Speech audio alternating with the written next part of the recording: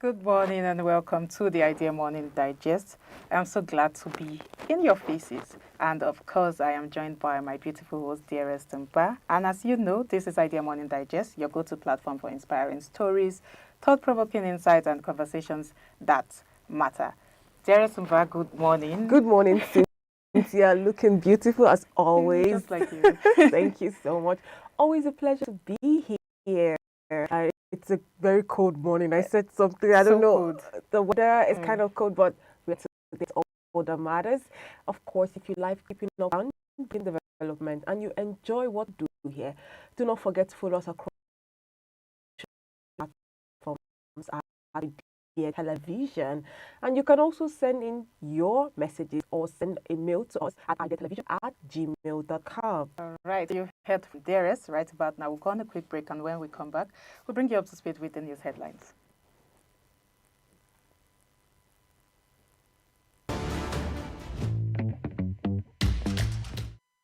Welcome back to the Idea Morning Digest. If you're just joining us, you're right on track. Right about now, Cynthia will be giving us the headlines. Okay, so that's my cue to start. Yes. All right, but the first news we have today, fresh security concerns as attack strikes near ShopRite Lube, young man injured. A fresh wave of insecurity has gripped the Lube Airport Road and Fulani Excellence are reportedly carrying out repeated attacks on residents and passerby near the popular ShopRite. On Sunday evening, the 15th of June, around 7 p.m., a young man who had gone shopping was violently attacked. Idea TV's correspondent on the ground witnessed the incident firsthand and captured disturbing footage showing the victim bleeding and visibly shaking, and his belongings were carted away by the attackers. This latest incident has sparked renewed concern over public safety in the area, with locals raising alarm about the growing pattern of unchecked assaults. The attack comes at a time of national mourning following the brutal killing of over 200 people in Yelewata, Guma local government area of Benue State. Another grim reminder of the escalating security challenges confronting the nation. Let's take a look at the footage as Idea TV continues to monitor this developing story. Now down to Ube, no be small Fulani. If you follow federal housing now like this, as I'm talking to you, follow federal housing now, no be small. I don't go there now. It's just here, just for us to follow one way. Before I know, I begin to hear pa. Your colleague first, she started shouting. I try to like park my bike. Before I know, I see person they kick my bike. I say, okay, they don't come to me. I blow this guy one blow. The boy is run, free my bike. I need to kick my bike. I can't stay here. I don't even get car. They try. All my guys, so I know where they are. They know they now new face. They this just this place. Now two face. I don't even know them. Okay, those the defense, space defense. Yes, the space defense. I don't two guys. I don't know them. Guys who I know, they know they here. The rest who I know, they don't go. I don't even to get their number. Yeah. All right, so this is a disturbing news coming from Lupe, just close to us, and it's bringing fears to our body. I mean, amidst the morning, we've just heard of the attacks where over 200 people and counting. I mean, that's just a number given. Lives have been lost, properties have been lost in Benue State, and this again in the Federal Capital Territory. I mean, just like I said before, this is a very disturbing situation in a place like the Federal Capital Territory where we regard as a safe haven zone. I mean, a safe haven, if we can put it that way. So, I mean, this to me is more than just disturbing. It is a national crime. It is a symptom of a broader national crisis, whether we like it or not, because we've been witnessing since. I mean, this reminds me of the attack, the Kaduna Abuja railway attack that left a lot of people disturbed. I mean, it halted a lot of movements, if I should put it that way, and people were scared to go out. People were scared to go to their state. People were scared to go do business. We know what crime does in a country. We know what such things, insecurity does to a country. We may look at it as, oh, it has not happened to me, but at the end of the day, you are going out. Some of these people that went out did not know that they are going to meet this loom.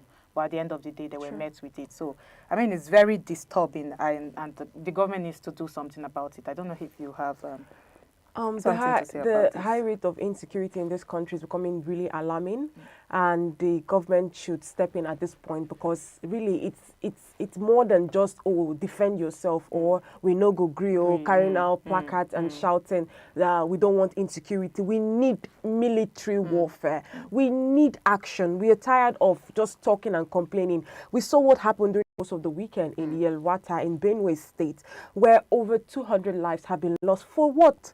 For no reason. And we are seeing people like the Pope coming out to condemn these killings. And it's really sad. What is the governor of Benue State doing? What is the president saying about all of this? Yes, he has come out to condemn this act, but we want action. We don't want only, we don't want condemnation. And this is happening, just like you said, in front of us. How can we go out safe? And we're not talking about the negative impact this insecurity has on not just the economy, but literally every aspect of the exactly. It's a lot. Who wants to? Okay, I talked about the fact that Benue State is the food basket of the nation, right? And look at what is happening in Benue State. How are we going to produce? How is farmers going to farm? How to talk of the federal capital territory where we feel like, oh, this is our, safe space, and we are seeing this just across the road. I really think this is a breach. Sad. It's a breach of social contracts with the government and its people, and I mean, it has some, whether we like it or not. When we talk of the deeper causes of this, it has even paralyzed public trust. True. In the government, because when we are in a country where we cannot feel safe, where do we run to? If you cannot feel safe in your own home, where are you going to run to? So we have a whole lot of questions to ask, but we must move on to the next story. All right, moving on now. Power failures spark push for renewable energy. As the national grid endures repeated and widespread failures, plagued by deteriorating infrastructure and chronic neglect, the push for renewable energy solutions has gained significant traction in recent years, especially in rural areas where access to reliable electricity remains challenging. The power grid, which has experienced 2 major disturbances this year, 7 collapses in 2024 and 140 series of grid collapse since its privatization in 2013, is facing mounting challenges that are compromising its stability. These issues stem from a combination of technical setbacks, including gas supply shortages, delayed maintenance due to insufficient budget allocations, limited investments, and poor planning. Industry experts reckon that liquidity challenges exacerbate the situation, driven by a non-cost reflective tariff structure that discourages potential investors. The sector is further hindered by a lack of funding to address the metering gap, high aggregate technical and commercial losses, substantial electricity debts owed by government agencies and parliamentary organizations, and widespread energy theft. And the list goes on, Cynthia. We've not finished talking about one. We are talking about another one. And these are some of the causes of this insecurity we are talking about, because lack of infrastructural facilities put in place. Yeah. You are walking on the road and the street lights are not functional. And then this even goes back to we as a people, because even where street lights where there are street lights, people come there to steal these things. True. We see what happened to manholes on our roads, on our major highways. People come and steal these things. So, I mean, this like we always say on this show, it brings us, this is a call to everybody. We need to take a holistic approach to this situation, because, I mean, even the Nigerian power sector, let me know deviates from what we are talking about, Nigerian power sector. I use that word power loosely because I think it's, the grid has, let me just say, synonymously been unstable for since I was born. Since the privatization of the power sector, I think in 2013, if I'm not mistaken, there has been one collapse to another. I think over 100, if I'm not mistaken, or close to 140 grids collapse. What does that tell about our nation? This year alone, there has been power outages for, I think, twice. And in some areas, I cannot even tell. I mean, But generally, it's like twice. And we know the root causes all can be documented to, lack of infrastructural facilities, like we talked about. The government is owing debt. They are trying to pay those debts. And then there's health sector calling for, let's disregard debts, paying debts for now. Let's focus on what's more important. I mean, all of these things comes together under investment. Poor planning too is another thing. Sure. Because when we plan towards these things, we will not have to start grappling and wrapping our heads around how we can get by at the end of the day. There is tariff issue. We know how much we are paying for lights, and we are not seeing what we are paying for. All of these things at the end of the day are not cost reflective. They are not showing. We are not seeing what we are paying for. Everything is just there. Even people in the power sector are complaining that, oh, government is owing them debt, government is have to pay. So there's a whole lot of things surrounding this thing. But at the end of the day, we like the approach here, because what we say in Idea TV is, what we stand for is innovation. Sure. And we like the approach that taken here, trying to, channel the energy now into transitioning into something better, which is the power, what do they call it? The more sustainable energy. Yeah. And that's what we want. Like I always refer, anytime I'm talking about energy supply, I always like to refer to Lagos. Because what people don't know is that what debts can do alone, debt is a source of energy. Is a source of is another source for power supply. If those debts in Lagos can be channeled into power, we will not have to complain about all of these things. It can power Lagos, it can power Abuja, and it can power maybe 2 more states in Nigeria. So I think this is a good approach. Let's see what the federal government aims to do with their target to generate 30 watts of electricity by 2030, and they say with 30% of that from renewables. So this is a very good one. But at the end of the day, there's always a but for me. I want to see this, I do not want to see Nigeria that remains in the dark. And I mean this literally using, and figuratively. Generator. Using generator. I want us don't to want the move. noise and the You get. Let's smoke move that from comes out those of that. inconveniences and let's move to something sustainable and something we can look and say, okay, we are getting we're paying for what we are getting, and we'll be confident in our governments. All right.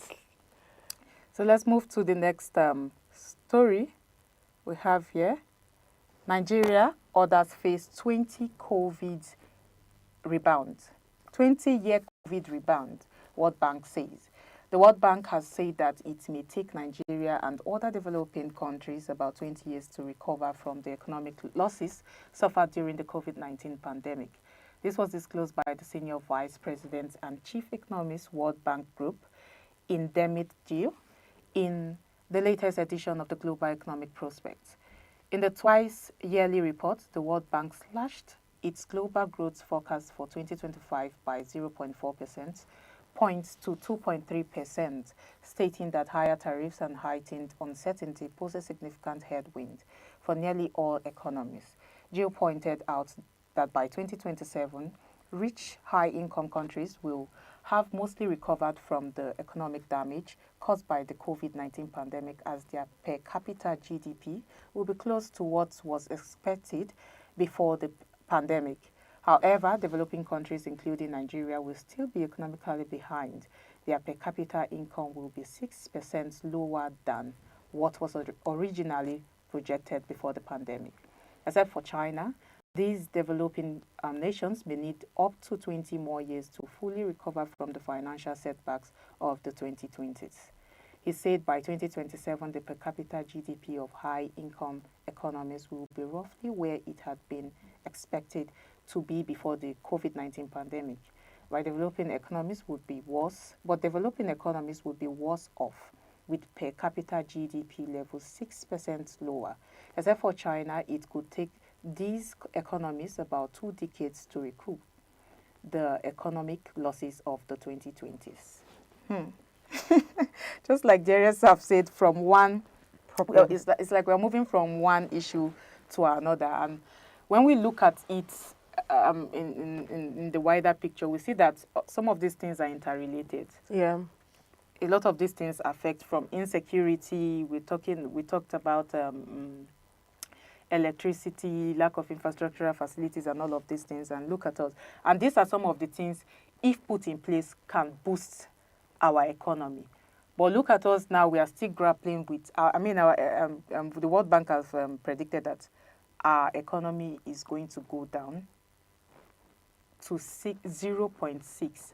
I mean, that's pretty low when it comes to what we are contributing, or what other countries are contributing to the world GDP. Yeah. And I see here that it's for 20 years. And let that sink in.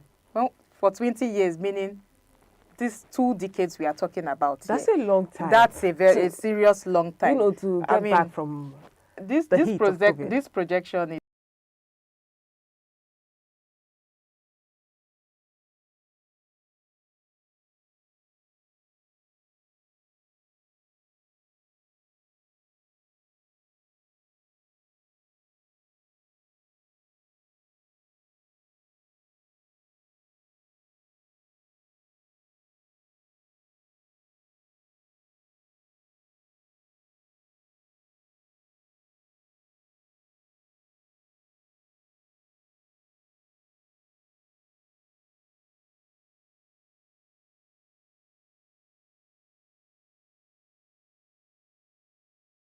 always preach on Idea TV. It's high time we look at how we can develop Nigerian youth, look into the potential of our country, look into education, look at our healthcare system, how we can go into digitizing most of the things, because if we do not move with time may not pass us by, but we'll be left behind. Sure. And we don't want to be left behind as a nation. Now, at this point in time, we risk suffering, we risk famine, whether we like it or not. Because we see yesterday in the news, they were complaining about how farmers are not being empowered, and a whole lot of things in Nigeria. I don't know if you have something. The president has gone to say that what sector is it? The farming sector will be very sexy. Oh wow! But that's not interesting. That's not it. I mean, I completely agree with you. It's high time we shift from the old way of doing things and try a new way. The news said countries like China might not necessarily feel it, but developing nations like Nigeria. When are we going to move from the developing nations and actually, just leave that name there developing? There are real-time solutions here. We have There's to just hop a into lot. them. We have to tap into what we have and not all overly depending on the same old that is not working. Yes, the president has promised us the renewed hope agenda. It's working. And we are hoping. It's working. We are hoping, but we want more. We want more. Yes. We want results. And when we see results, we can confidently see, yes, it is really working. And like I always say, we want a nation that works. Exactly. Reforms, and in my own time, now. Nigeria is going to work, and that's what we want to see. Exactly. And the reform starts now, not later. So we have to just look into developing human capital, that openness, a whole lot of things. If I start talking, we'll go over words we have already said. So it's just putting things into place and give it time. Exactly. All right. We'll take another story. Stakeholders seek improved care for children with cancer. Efforts to address Nigeria's low childhood cancer survival rates have gained fresh momentum as international and local health stakeholders deepen collaboration through strategic initiatives and institutional partnerships. The St. Jude Global Alliance, a global leader in pediatric cancer care and research, has strengthened its commitment to Nigeria with newer engagements involving the Lagos University Teaching Hospital and the Dorcas Cancer Foundation, aiming to enhance treatment access and outcomes. The World Health Organization says an estimated 400,000 children worldwide develop cancer every year, most of them living in resource-limited settings. During a recent visit to Lagos, representatives of St. Jude Global Alliance and Nigerian cancer experts unveiled plans to expand training, clinical support, and research collaborations to close the vast survival gap between low and high-income countries. The director for Sub-Saharan Africa and pediatric oncologist at St. Jude's Children's Research Hospital, Dr. Nikli Bakhtar, said the team was focused on further empowering healthcare providers at LUTH and TDCF to expand quality treatment access for children. I like the fact that the World Health Organization, they are serious about tackling all these health challenges, and just like the numbers are saying, over 400,000 children, worldwide develop cancer on a yearly basis. We can just imagine, not everybody has access to, medical health care or even running tests. That means people might be living with cancer and they don't even know. So I like the fact that the World Health Organization is committed to combating these diseases and helping underdeveloped nations. Obviously, nations like Nigeria, especially in areas that have little or no access to, modern day equipment and the resources to carry out these tests to ascertain children living with these medical conditions. Nigeria is a very interesting nation. When there's an ailment, sometimes we take it back home and say, oh, it's from the village, or someone somewhere is doing something, but then we don't know. And that's why I implore organizations put in place to tackle all of these things and create awareness. People might be living with cancer and really don't know. There's so many diseases people live with on a daily basis, but they really don't know. And Exactly. Someone once talked about HIV/AIDS and said you can actually live with HIV/AIDS, but people, when they tell them go for HIV/AIDS test, they'll be like, God forbid, I don't have it. You don't have to have it to, go for tests.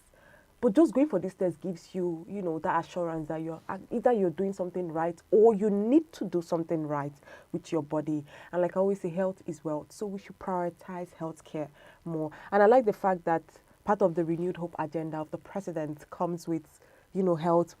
He's doing so much in the health sector, and we love to see that. Exactly. To start from where you stopped, so I think, just like you said, to put it into perspective, this is a renewed sense of hope. Yeah. Because we have been, the previous news have been shattering So our much, hopes, it's been a lot. or making us doubt our hope, or the hope we have in this country. But I think this is, to an extent, a renewed sense of hope, because like the World Bank, World Health Organization has said that around 400,000 children are diagnosed with cancer globally each year. This is quite a number, if I would say. It's quite a number, and with countries like Nigeria, we have up to between 20 to 30% of people surviving, of children surviving from this, compared to the US, where we have a lot of children who are diagnosed with this disease, but they try to mitigate it somehow. They try to maneuver it. They try to overcome it somehow, because the right tools are put in place. Yeah. So like I always say, collaboration and partnership is very, very important, and it's something the government should always and never fail to hold on to, because when we find ways to, when we buy into the ideas of other people, when we buy into the initiatives of other people, I think it's going to help propel, development and growth in our country. So looking at this case now, whether we like, cancer is a very, very serious case. Sure. A very, very serious case. Come to talk of a children, when an adult battles with cancer, it's always really deadly. It's a recurrent disease. Come to talk of when a child is battling with it. So I'm very glad that they are putting this, the global initiative for the Docas Cancer Foundation are putting this together, and they are partnering with the government to identify this problem, because most of the problem in Nigeria, just like you said, everything goes back to our village people, headache. Everything is headache, and you just go for normal painkillers. But the fact that they are not just looking at they are taking a holistic approach to this initiative this time around. They are looking up at how they'll make infrastructural facilities adequate, how they are going to train people, how they are going to, downtone the high cost of the treatment, and most especially public awareness. I was Very carrying a important. research on cancer for someone, Yeah. sometimes in 2024, and I was so shocked that some of the symptoms you might be having may be cancer and we do not know, especially in rural areas. We know that in most of our, even in our urban areas, we are lacking in a lot. Come to talk of our rural areas Yeah. where there are no, what do they call them? Where there are no major means of communication there are, even this electricity we are talking about, they suffer it the most and a whole lot of things. So they are lacking in awareness. So I like the fact that they are not just pushing for ways they are looking for general, they have resorted rather to a general approach of how they are going to, support patients through advocacy. Especially the low-income earners and in the rural areas. Through medical And that's what we love outreach. to see. That's what we really love to see. But right about now, let's take a recap of the major headlines, Cynthia. Okay. So the first news we brought to you was that fresh security concerns as attack strikes near Shoprite Lube, young man injured. All right, power failures spark push for renewable energy. And Nigeria, others face 20-year COVID rebound, World Bank says. And stakeholders seek improved care for children with cancer. Okay, so that's it from us on the news headline segment. We'll just stay with us. We don't go nowhere because we are going to bring you the discussion segment. You don't want to miss this. Stay with us. Welcome back. You're still watching the Idea Morning Digest, where we explore the intersection of innovation, science, and society. Today we begin on a very serious note. Once again, Abuja is in the news, but for the wrong reasons this time. Over the weekend, a young man was brutally attacked near the popular ShopRite in Lube along Airport Road axis. And this wasn't an isolated event. Residents in the area have reported repeated nighttime assaults, allegedly by suspected Fulani assailants, targeting pedestrians, commuters, and even shoppers. Now, let's be honest with ourselves. This is no longer just a security issue. It's a systemic technological failure.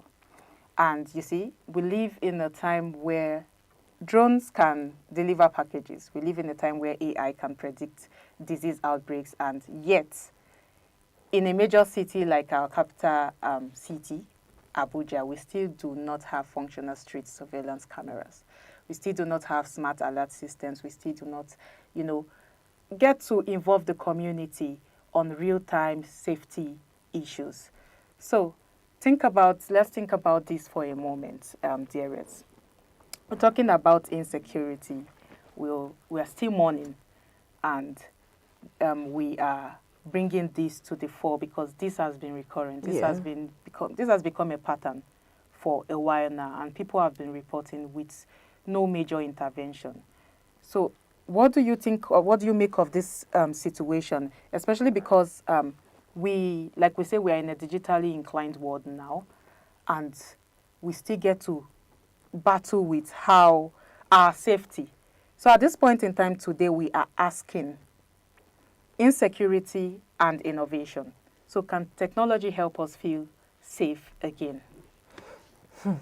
Well, I want to believe that yes, it's very possible. I mean, we live in a time where technology is already taking over the space, and the way of doing things has already shifted from the old way to the new ways. And I feel like a nation like Nigeria has gotten to that point where we can confidently tell ourselves that yes, we are ready for that shift, especially in the Federal Capital Territory city, Abuja. Yes, we are ready. If things are put in place, why not? But I feel like the fact that, we've constantly allowed this to continue going on, it becomes a problem. And these people are becoming menace to society. How can we move a major road? A major road. The road leading to ShopRite Lugbe is it's a road that not just even commuters. The shopping it's complex a shopping complex. It's a very popular area. People have been attacked in the shopping complex itself. So, I mean, I it's think a my whole money, lot. I go get something and I'm being attacked. Too bad. What Too does bad that at this even do point in time. to the human being? That, like, the after effect of attacks like this, we've not finished mourning the losses of people who died for no reason in Benue State, and now we have to we have to start talking about the ones happening right in front of us. And I bet you it's not only here in Abuja.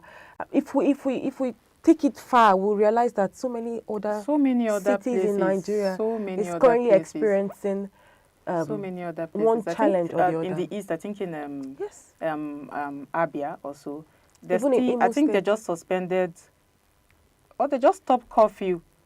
This curfew has been going on for like More than 5 years yes now, and these are all because of insecurity issues. So this is the point in time where, you know, if we begin to talk about problems, we will dwell in those problems. But we need to look at the way out of this, and we have a role to play, and that's True. why we are here to, bring to you some of the ways we can change this, some of the solutions to tackle insecurity. Let's begin to unravel some of the key points. There is poor integration of security in civilian spaces. That's one key issue we need to look at. Yeah. First, we talk about technology, or rather, let's say the absence of technology in Nigeria. We look at many cities around the world, and we see that they have been able to curb these security challenges. They have been able to curb targeted attacks. They have been able to curb some of these issues because of major and constant surveillance. If you go to countries like the US, UK, there are street CCTV attached to street lights. These are countries where we are not even putting our country on a lower on the lower part of the pedestal that, okay, we do not do a lot, or some of these things, or insecurity only happens here. Yeah. We are human beings. Insecurity is everywhere. Security challenges is posed everywhere. But at the end of the day, with the right things put in place, with the right technology put in place, these things can be managed. Even if not completely eradicated, it can be managed somehow. If you go to all these developed countries, you'll see CCTVs on the streets. You'll see even citizens take it upon themselves to put cameras in their front doors, in their fences, in their gates, and all of these things, just to help curb insecurity. So at this point in time, what can the government do? Security is not luxury, but because in this part of the world we cannot afford these things, that's another thing. And I was talking about theft the other time. Yeah. When the government even tried to put all these things in place, people from nowhere will come and cut away with them. These are some of the challenges we are experiencing when it comes to security issues. But we need to look at how we can find a way to connect technology. We need to look at the way we can use technology as the way out. I mean, technology can play a major role, especially in a developing nation like Nigeria. But are we there yet? That's another question. Are we there? Are we ready to shift to, now depending on technology to help combat issues of insecurity in Nigeria? And that's a major question. So I want to, look at it from another approach. How can a third world nation like Nigeria, and how the government can actually tackle insecurity? Technology is good. Yes, if we are ready to have that major shift, we will achieve it. We will. Once you set your heart to do something, even as a nation, we can. But for Nigeria, to tackle insecurity in Nigeria, the government needs a multifaceted approach that addresses both the immediate threats and the underlying causes. This includes strengthening law enforcement and intelligence, fostering community policing and partnerships, and addressing poverty and unemployment, which are major drivers of crime. Additionally, investing in infrastructure, education, and social programs can help create a more stable and secure environment. Let's start with the law enforcement. Now, why do we have the police, the military? Why do we have Navy? We have different parastatals, different security agencies in Nigeria. Why do we have all these people? It's to help checkmate perpetrators of crimes and handle, this constant insecurities. That's why all these law enforcement agencies have been put into places. Now we have to find a way to really manage the situation well by putting people at the right places. Funny enough, if you're coming from Idu, headed towards Lube, before you reach, I don't know what they call that place, before you reach the ShopRite, there's a police checkpoint the way. And most of the times, yes, they are there today. They might not be there tomorrow. They might not be there, until like 4 days later. We want them to be there every day because crimes happen every day. I'm just saying, like, we need them there all the time. And we don't just need them there. We need them to do their job. We need police that is working to protect the lives of citizens, not just being there as a camouflage. Right, and we need to address another major issue in Nigeria, which is unemployment. You talked about idleness. We know idleness is the devil's workshop, and once people have sat down, there's no food to eat, there's no job, the kind of thought that comes into their mind. I mean, during the course of the weekend, I saw, I was on the news. I saw a news about an armed robbery that happened in Enugu State. A gadget shop in Enugu State was robbed, and the armed robbers came in broad daylight. The gadget shop? What kind of gadget shop? Because broad daylight, people were moving around freely. There was a CCTV camera showing people moving around freely like nothing. Are you saying this is a normal reoccurrence there, or people don't even raise alarm anymore? And these people made away with so many gadgets and even shot the man on the front desk. And nothing, and they ran away with all of this. I don't know if those armed robbers have been caught up until this moment, but it's just sad and alarming. Because why would people involve themselves in crime? Idleness. And as much as I don't support evil, I feel like I want a nation where when you promise your people that you are going to provide jobs, keep those promises. Because so many people are angry. And they don't even, some people at this point in time, they are okay with whatever happens. Because really, what am I living for?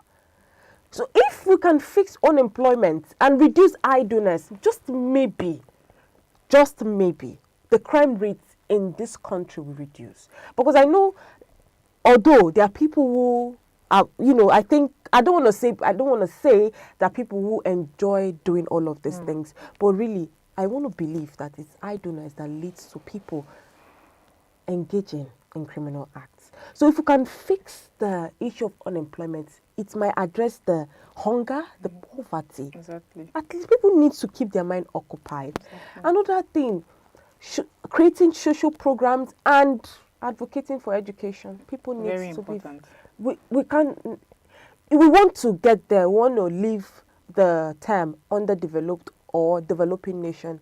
Education is very powerful. Very important. Very powerful. I mean, this education it just struck a chord of my head, and it brings to my concern. You mentioned something about we do not just need police scattered everywhere.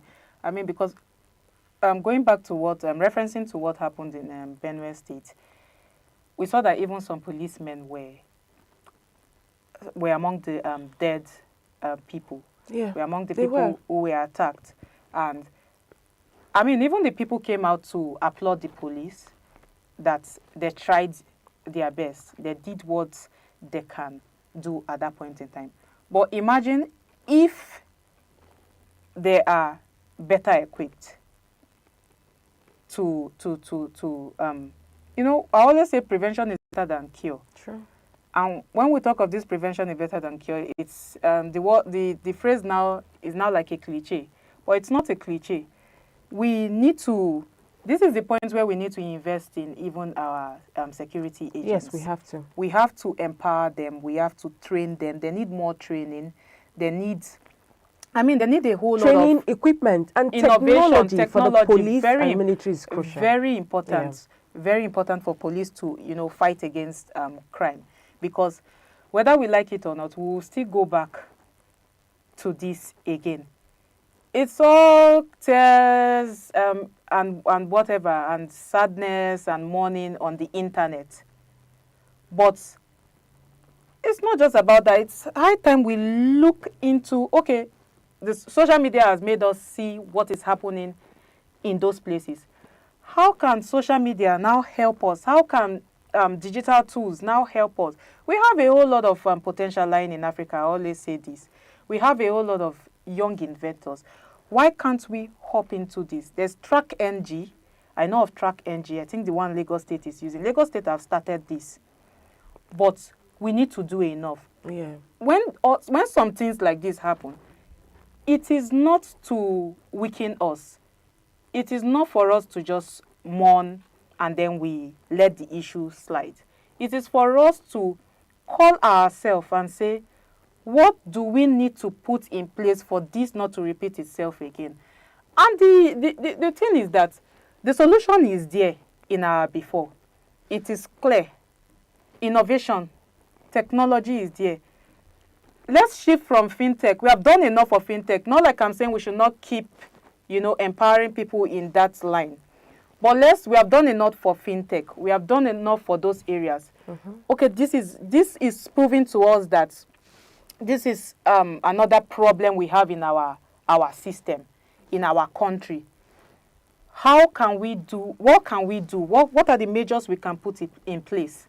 All right. Let's begin to finance technology for security. Yes. Let's begin to finance novel ideas. Let's begin to finance, new tech innovations for our security. Let's begin to train and retrain our security agents. It is very, very important. Some of them do not know.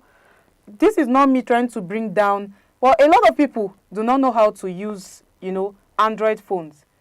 And these people, the security agents are not left out. But we need serious trainings not when issues like this arises. Even before. So that we don't have to, we don't have to go all over this again. We need to fight this situation as, I don't know, AI is there. AI can support with detection. The military said they were surveying the place, they put surveillance camera. That's way to go.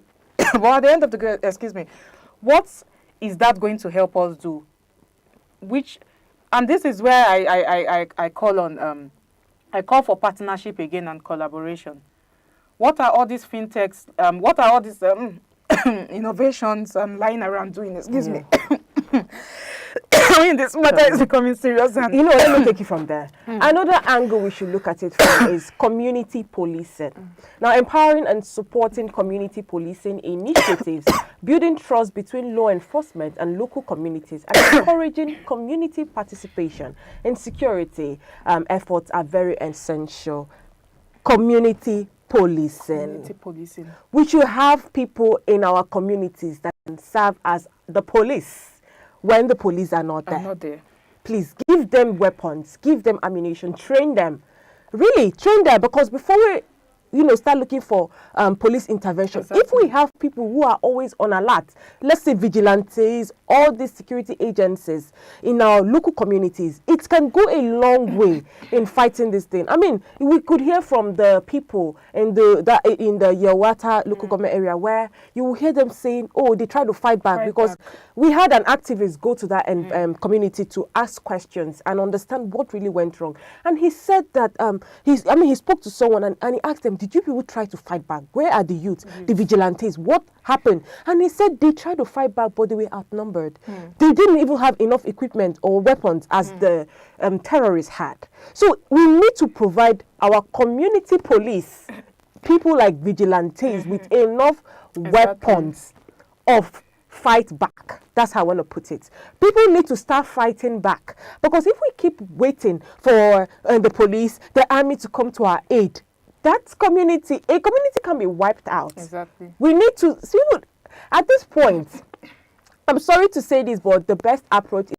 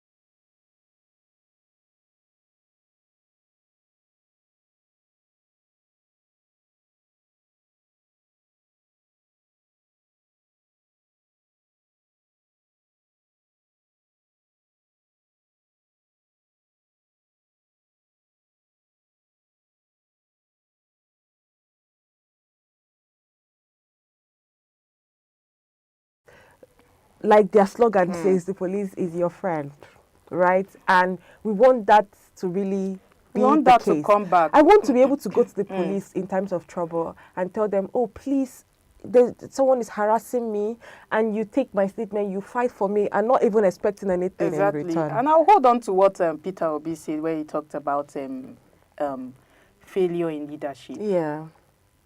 This is not me calling out the renewed Hope agenda or Tinubu's regime, President Tinubu's regime. But this is me saying, because this is a recurrent situation. This is not the first time we've had insecurity issues in Nigeria.